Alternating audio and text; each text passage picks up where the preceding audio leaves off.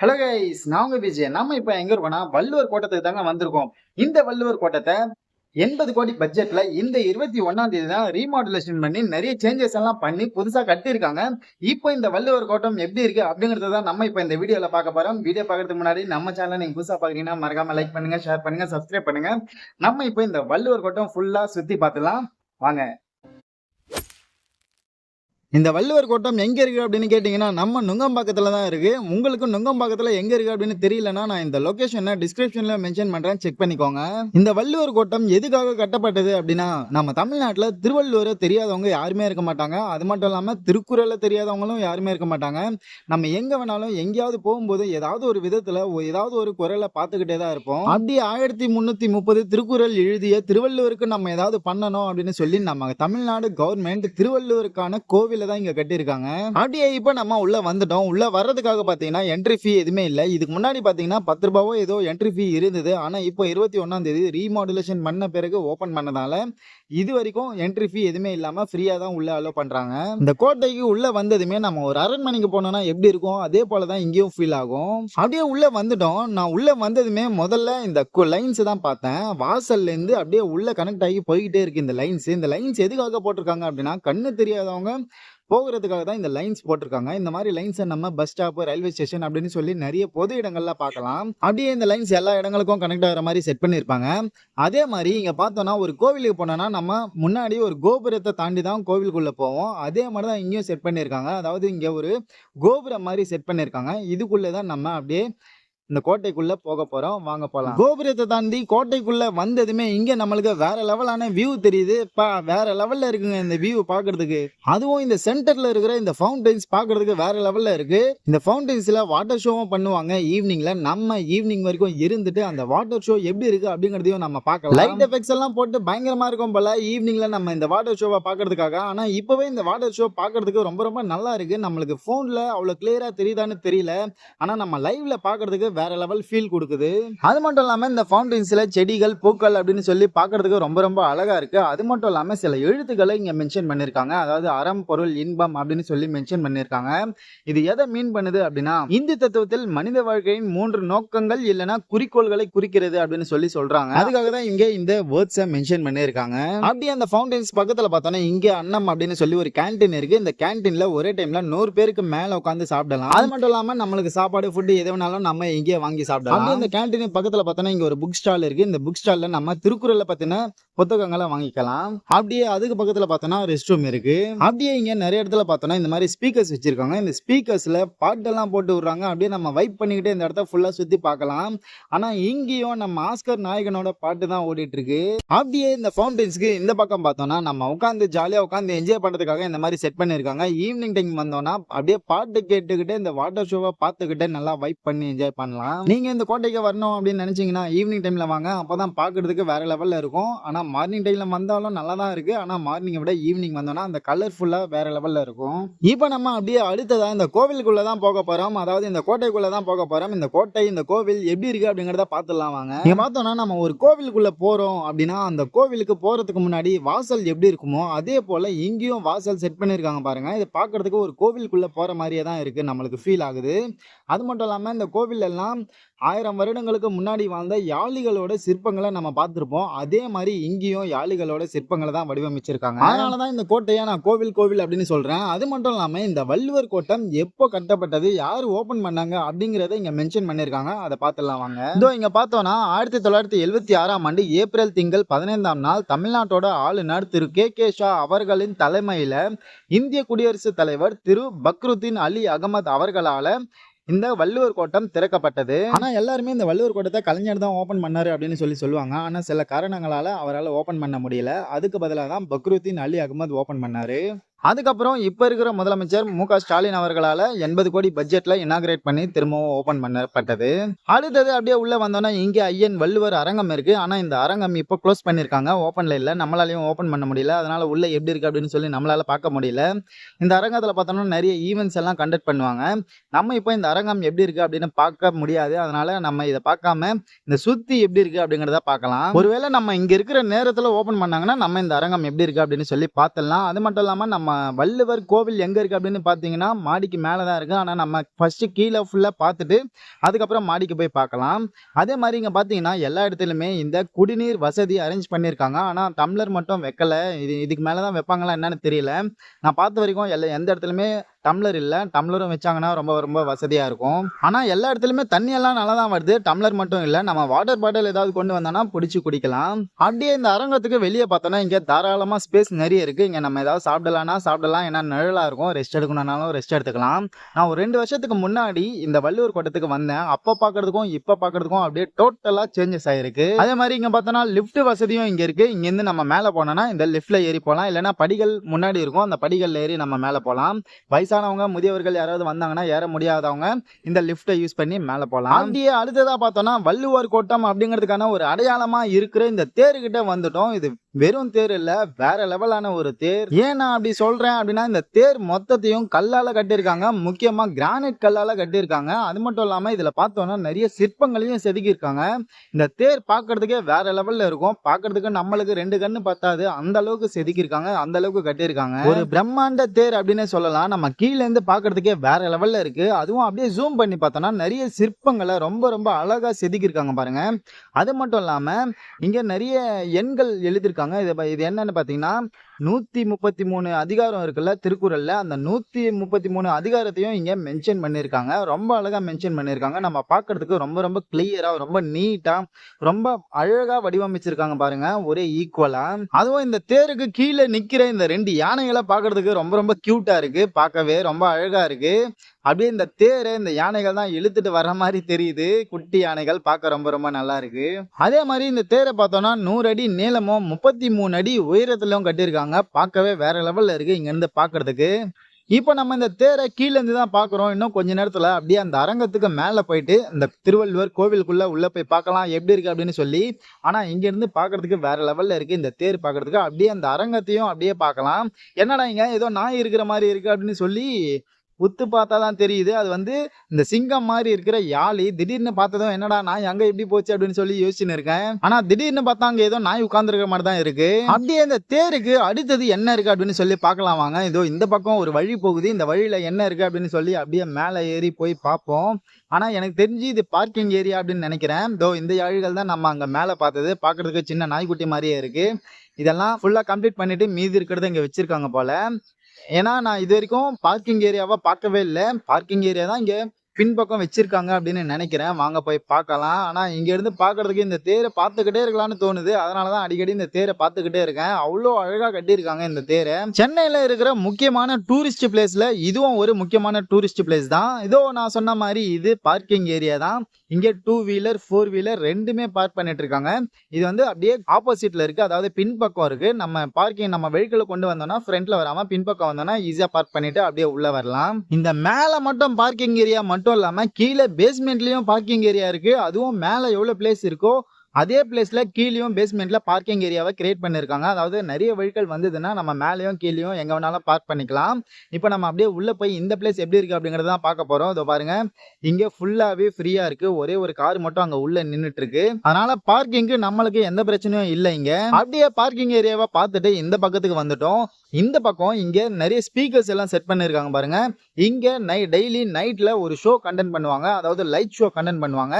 இந்த தேர்ல அப்படியே லைட் எஃபெக்டோட சேர்ந்து நம்ம பார்க்கலாம் அந்த ஷோவை. இப்போ நம்ம இன்னும் கொஞ்ச நேரத்தில் அந்த ஷோவை பார்க்க தான் போறோம். வெயிட் பண்ணி பார்ப்போம். அதுக்காக தான் இங்கே ஆடிட்டோரியம் மாதிரி செட் பண்ணியிருக்காங்க.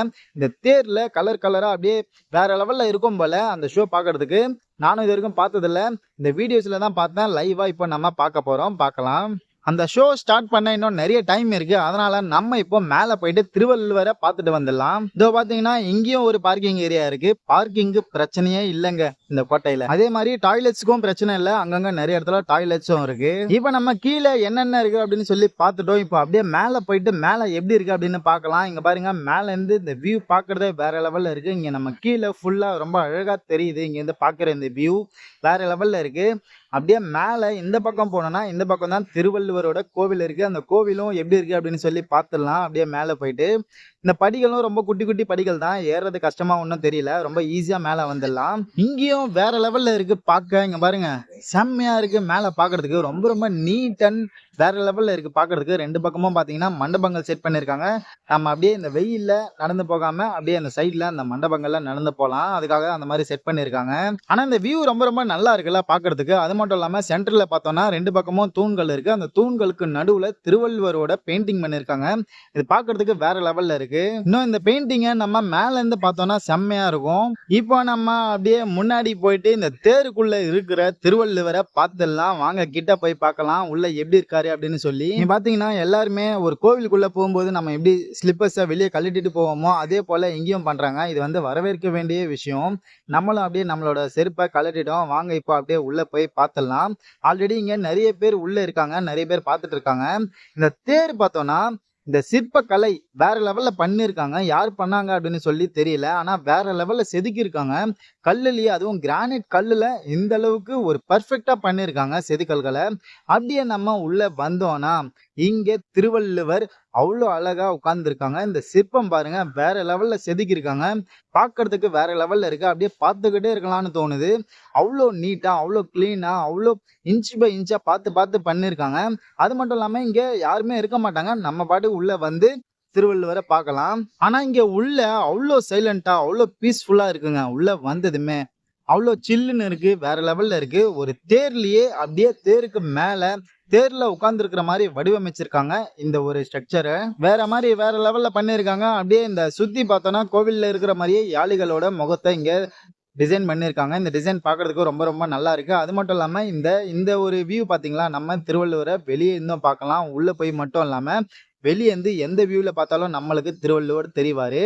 அப்படியே சுத்திட்டு வந்தோம்னா இங்க பாருங்க இந்த டிசைன் கீழ இருந்து பாக்குறதுக்கு ரொம்ப ரொம்ப சின்னதா தெரிஞ்சுது. ஆனா இங்க வந்து பார்த்தா எவ்வளவு பெருசா இருக்கு பாருங்க. ஆனா இந்த டிசைன் பார்க்க ரொம்ப ரொம்ப நல்லா இருக்கு. இங்க மட்டுமே இல்லாம அப்படியே மேல பார்த்தோம்னா மேலயும் அழகான பெயிண்டிங் பண்ணிருக்காங்க. இத பாருங்க எவ்வளவு அழகா எவ்வளவு நீட்டா பண்ணிருக்காங்கல்ல. பாக்குறதுக்கு ரொம்ப ரொம்ப அழகா இருக்கு. ஆனா இந்த தேர்ல இருக்கிற இந்த சிலைகள், சிற்பங்கள், இந்த வடிவமைப்பு இதெல்லாமே ஆல்ரெடி இருந்ததை அப்படியே விட்டுட்டாங்களா இல்ல சில சேஞ்சஸ் எல்லாம் இப்ப புதுசா பண்ணிருக்காங்களா அப்படின்னு தெரியல. எப்பயோ 2 வருஷத்துக்கு முன்னாடி இங்க வந்தேன். அதனால சரியா ஞாபகம் இல்ல. இப்ப ரீசெண்டா யாராவது இங்க வந்து பார்த்திருந்தீங்கன்னா உங்களுக்கு ஞாபகம் இருந்ததுன்னா கமெண்ட்ல வந்து சொல்லுங்க. இது முன்னாடியே பண்ணதா இல்ல இப்போ ரீசெண்டா இந்த சேஞ்சஸ் எல்லாம் பண்ணிருக்காங்களா அப்படின்னு சொல்லி. இங்க மட்டும் இந்த தேர் மட்டும் இதோ இங்க பார்த்தோம்னா இங்க மென்ஷன் பண்ணிருக்காங்க அரசினர் சிற்ப கல்லூரி மாமல்லபுரம் 1976 அப்படின்னு சொல்லி. 76ல செதுக்கப்பட்ட சிலைய அப்படியே இங்க வச்சிருக்காங்களா இல்ல இதுலயும் சில சேஞ்சஸ பண்ணிருக்காங்களா அப்படின்னு சொல்லி தெரியல. எனக்கு தெரிஞ்சு அப்படியே தான் வச்சிருப்பாங்க அப்படின்னு நினைக்கிறேன். ஆனா இந்த சிற்பத்தை மட்டும் வேற லெவல்ல செதுக்கி இருக்காங்க. எவ்வளவு அழகா இருக்கு பாருங்க. ஒவ்வொரு இதுவும் சின்ன சின்ன சின்ன மிஸ்டேக் கூட இல்லாம அவ்வளோ கிளியரா செதுக்கியிருக்காங்க. வேற லெவல். இப்ப நம்ம மேலேயும் பார்த்துட்டோம், கீழேயும் பார்த்துட்டோம். ஒரு இடத்த மட்டும் பார்க்கல. ஒன்னு அரங்கம், இன்னொன்னு பாத்தீங்கன்னா போட்டோ கேலரி ஒன்னு இருக்கிற மாதிரி வீடியோஸ்ல பார்த்தேன். ஆனா அதுவும் க்ளோஸ் பண்ணிருக்காங்க. இதோ இங்க பாத்தீங்கன்னா இந்த லிஃப்ட் வழியா தான் நம்ம மேல வருவோம். கீழே ஏறணும்னா இங்க இருந்து அப்படியே நம்ம இந்த கோவிலுக்கு ஈஸியா போயிடலாம். இப்ப நம்ம இங்க இருக்கிற நேரத்துல அந்த அரங்கத்தையும் அந்த போட்டோ கேலரியும் ஓபன் பண்ணாங்கன்னா அதுவுமே பார்க்கலாம். இப்ப நம்ம நைட்ல இந்த கோட்டை பார்க்கிறதுக்கு எவ்வளவு அழகா இருக்கு. அந்த வாட்டர் ஷோவும் லைட் ஷோவும் பார்க்க எப்படி இருக்கு அப்படிங்கறத பார்த்துடலாம் வாங்க.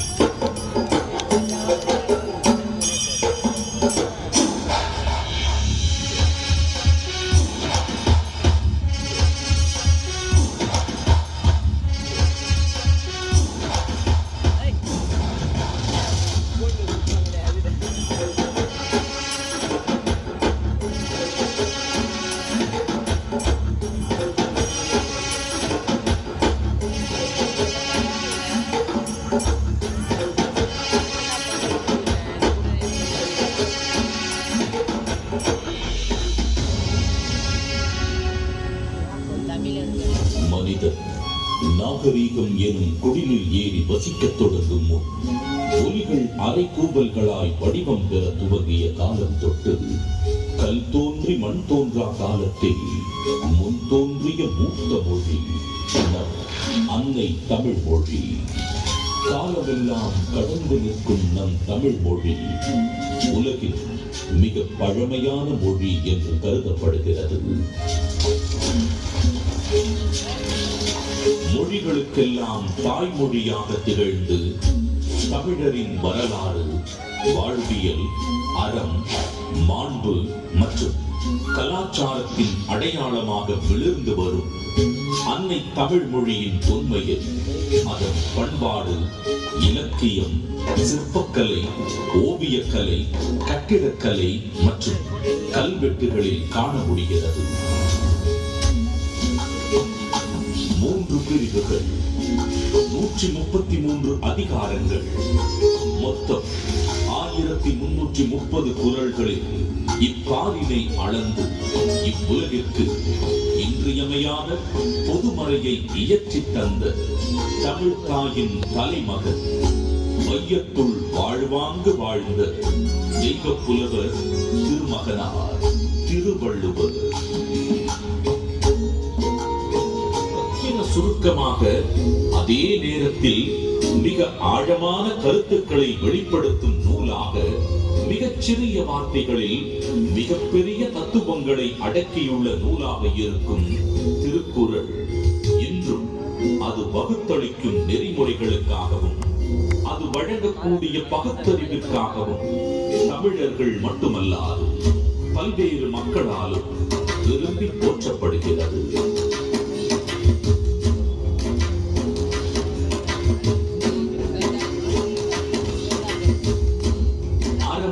பொருள், இன்பம் என்று 3 பிரிவுகளாக அமைய பெற்றுள்ள திருக்குறளின் முதல் பகுதியான அறம் எனும் பிரிவு மனித ஒழுக்கத்திற்கு அடிப்படையான மெய்யியல் மற்றும் தத்துவார்த்த கோட்பாடுகள் நிறைந்துள்ளன. உதாரணத்திற்கு, காலத்தினார் செய்த நன்றி சிறிதெனினும் ஞானத்தின் மானப் பெரிது எனும் குறள் ஒருவர் செய்யும் உதவி மிகச் சிறியதாக இருந்தாலும் அதை தக்க காலத்தில் செய்தால் அது இவ்வுலகை விட பெரியது என்று கூறுவதன் மூலம் நட்பின் மேன்மையையும் உதவி செய்வதன் முக்கியத்துவத்தையும் எடுத்துரைக்கிறது. அடுத்த பிரிவான பொருட்பாலில் வாழ்வுக்கு தேவையான பொருளீட்டுதல், சுய மற்றும் சமூக முன்னேற்றத்திற்கான குறள்கள் இடம்பெற்றுள்ளன. உதாரணத்திற்கு, கற்க கசடர கற்பவை கற்றபின் நிற்க அதற்கு தக எனும் குறளில் கல்வியின் முக்கியத்துவம், கல்லாமையின் தீங்கு, பொருள் கூர்ந்து கற்றல், அதன் பின் அறவழி நடத்தல் போன்ற எக்காலத்திற்கும் பயன் பெறும் கூறுகள் இடம்பெற்றுள்ளன.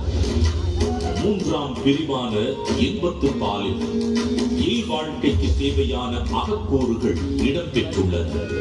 உதாரணத்திற்கு, உடம்பொடு உயிரிடை எண்ணமற்றன, மடந்தையொடு எம்மிடை நட்பு எனும் குறள் உடலும் உயிரும் பிரியாமல் ஒன்றாக இருப்பது போல இல்லற வாழ்க்கையில் இருப்போர் ஒன்றாக இருத்தல் வேண்டும் என்ற பொருளுடன் காதலின் சிறப்பையும் இல்வாழ்வின் மேன்மையையும் உணர்த்துகிறது. ஏறத்தாழ 60க்கும் மேலான உலகின் பல்வேறு மொழிகளுக்கு மொழிபெயர்க்கப்பட்ட திருக்குறள் உலகெங்கும் அதிக அளவில் மொழிபெயர்க்கப்பட்ட சமயம் சாரா நூல்களில் ஒன்றாக திகழ்கிறது. திருக்குறளின் இலக்கிய வடிவமும் பொருளடக்கமும் அதன் செம்மொழி தன்மையை வெளிப்படுத்துவதுடன் உலக இலக்கியத்தின் ஒரு மாபெரும் ஆவணமாகவும் விளங்கி தமிழின் தொன்மையையும் தமிழர்களின் பெருமையையும் இப்புவியெல்லாம் கொண்டு சேர்த்துள்ளது. வள்ளுவருக்கும் அவருடைய குறளுக்கும் பெருமை சேர்க்கும் வண்ணம் அன்றைய தமிழகத்தின் முதலமைச்சராக இருந்த முத்தமிழறிஞர் டாக்டர் கலைஞர் மு. கருணாநிதி அவர்கள் திருக்குறளுக்கு உரை எழுதியது மட்டுமல்லாமல் பேருந்துகளில் திருக்குறள், பள்ளி பாடங்களில் திருக்குறள், திருக்குறள் கவியரங்கம், திருக்குறள் ஆய்வு என எளிய மனிதருக்கும் வள்ளுவரை கொண்டு சேர்த்தார். அவரது புகழை நிலைநாட்டும் விதமாக 1975 தொடங்கி பல இன்னல்களுக்கு பின்னர் 2000ஆம் ஆண்டு குமரி முனையில் 133 அடி உயரமுள்ள திருவள்ளுவர் கற்சிலையை திறந்து வைத்தார். இதைத் தொடர்ந்து குமரியில் உள்ள திருவள்ளுவர் சிலையின் வெள்ளி விழாவை முன்னிட்டு விவேகானந்தர் பாறை, வள்ளுவர் சிலை இவ்விரண்டையும் இணைக்கும் விதம் சுமார் 250 அடி நீளமுள்ள கண்ணாடி பாலம் தமிழக முதல்வர் மு. க. ஸ்டாலின் அவர்களால் திறக்கப்பட்டது. இந்தியாவின் முதல் கடல் மேல் கட்டப்பட்ட கண்ணாடி பாலம் இது என்பது வள்ளுவருக்கு மற்றொரு மணிமுடி.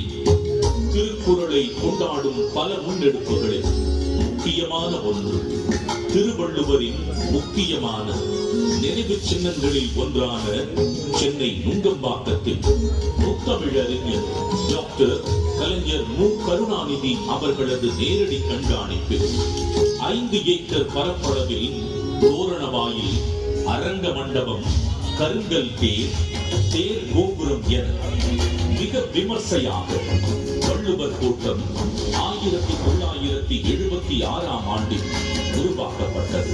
தமிழர்களின் பாரம்பரிய கட்டிடக் கலைகளின் அடிப்படையில் அமைக்கப்பட்டுள்ள வள்ளுவர் கூட்டம் வள்ளுவருக்கு புகழ் சேர்க்கும் இடமாகவும் தமிழ் மொழி சார்ந்த பல பண்பாட்டு நிகழ்வுகள் நடைபெறும் இடமாகவும் திகழ்கிறது. ஒரு குறிப்பிட்ட காலத்திற்கோ அல்லது ஒரு குறிப்பிட்ட இனத்திற்கோ என்றில்லாமல் யாதும் ஊரே என எல்லா நாட்டவருக்கும் ஆகச் சிறந்த அறநூலாக விளங்கும் சமத்துவ நூலா திருக்குறள் கரைகள் தாண்டி கண்டங்கள் கடந்து மனிதர்களின் இருள் சூழ்ந்த இடங்களில் ஒளி வீசி அறவழியை காட்டுகிறது. தமிழர்களின் பெருமையை பாரினில் உயர்த்தி பிடித்திருக்கும் திருக்குறள் வள்ளுவர் நம் தமிழ் அன்னைக்கு சூட்டியிருக்கும் மாட்சிக்குரிய மணிமகுடம்.